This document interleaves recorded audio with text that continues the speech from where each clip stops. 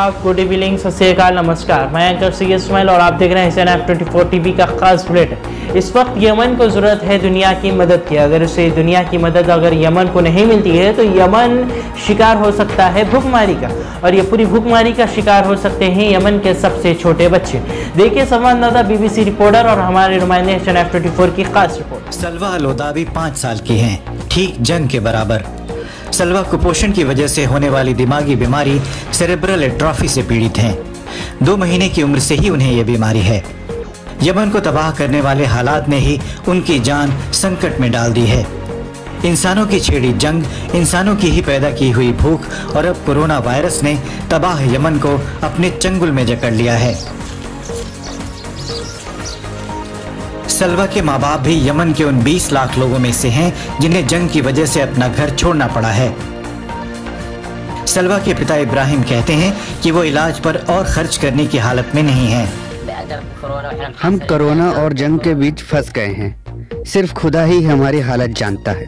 कई बार हमें 2 या 3 दिन तक खाने के लिए कुछ नहीं मिलता। मैं उसे चुप कराने के लिए पानी में चीनी मिलाकर देता हूँ।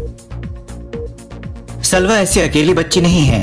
यूनिसेफ के मुताबिक यमन में कुपोषण की वजह से 5 साल से कम उम्र के 45% बच्चों के दिमाग और शरीर को नुकसान हुआ है। ये अदन है। यमन के दूसरे हिस्सों के मुकाबले यहाँ ज्यादा मदद पहुँचती है, लेकिन खतरा यहाँ भी है। जिनकी जेब भरी है उन्हें खाना मिल सकता है, लेकिन कई लोग खर्च करने की हालत में नहीं हैं। 15 दिन में ही महंगाई 20% बढ़ गई है। यमन कोरोना वायरस का भी आसान शिकार है। यहाँ के लोगों का इम्यून सिस्टम पस्त हो चुका है। जंग ने आधी स्वास्थ्य सेवा को बर्बाद कर दिया है। कुछ राज्यों में हर 10,000 मरीजों पर अस्पतालों में सिर्फ 2 बेड हैं।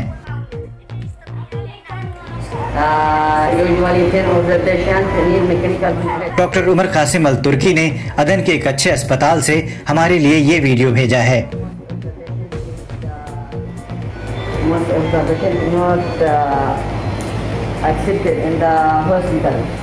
अमीर देश हजारों की संख्या में वेंटिलेटर खरीद सकते हैं। डॉक्टर उमर का कहना है कि उन्हें तमाम मरीजों को वापस भेजना पड़ता है। बीमारों के रिश्तेदार गुहार लगाते रहते हैं। चैरिटी संस्था MSF की देखरेख वाले एक अस्पताल में इस महिला को दाखिला मिल गया, लेकिन वो बच नहीं सकी। यमन में कोरोना संक्रमित मरीजों में 25% की मौत हो रही है। ये बाकी दुनिया के औसत का 5 गुना है। अनुमान है कि यमन में कोरोना के 10 लाख केस हैं। ये ब्रिटेन के मुकाबले 3 गुना है, जबकि यमन की आबादी ब्रिटेन से आधी से कम है। ऐसा लगता है कि आखिरी वक्त आ गया है। ये एक आपदा है। यमन के लोगों को लगता है कि दुनिया ने उन्हें भुला दिया है। ये बड़ी अराजक और बेचैन करने वाली स्थिति है। क्या ये सोचना सही है कि दुनिया उन्हें भुला चुकी है? अगर तुरंत मदद मुहैया कराने के लिए कदम नहीं उठाए गए तो हम बहुत बड़ी त्रासदी देखेंगे।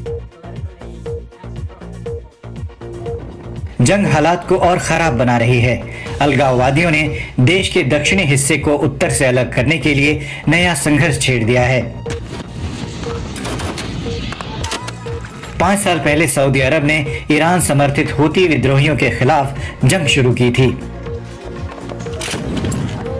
दक्षिण के अलगाववादियों को सऊदी सेना का समर्थन हासिल है।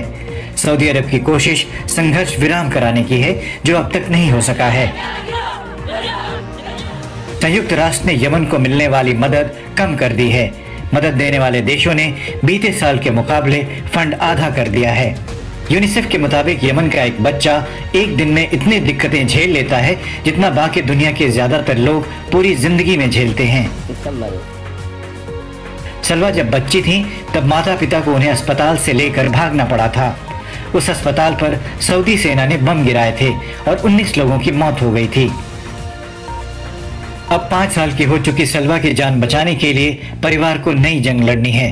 वे उसे पानी और शक्कर देते हैं, प्यार देते हैं और दुआ करते हैं। जंग और महामारी से घिरे मुल्क में उनके पास यही बचा है, पर शायद ये काफी ना हो।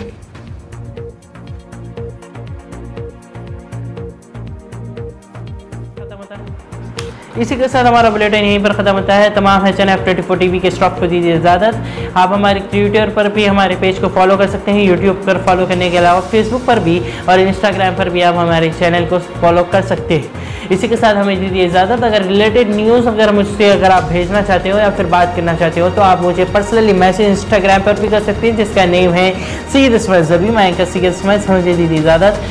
Thank you. अपना रखिए ख्याल और कोरोना वायरस से 1 मीटर की डिस्टेंस ज़रूर बनाकर रखिए। देखते रहिए HNF24 TV का खास शो। मैं anchor Syed Ismail. Bed multi-speciality hospital in the heart of Hyderabad city, with the noble intention to provide the right to science to every citizen. The hospital in its entirety offers a pleasant and welcoming atmosphere to any individual, wherein well-thought concern and care are endowed towards addressing aesthetics, ambience, cleanliness, and a host of pleasing experiences throughout the stay. Virinchi Hospitals, an experience to the right to science.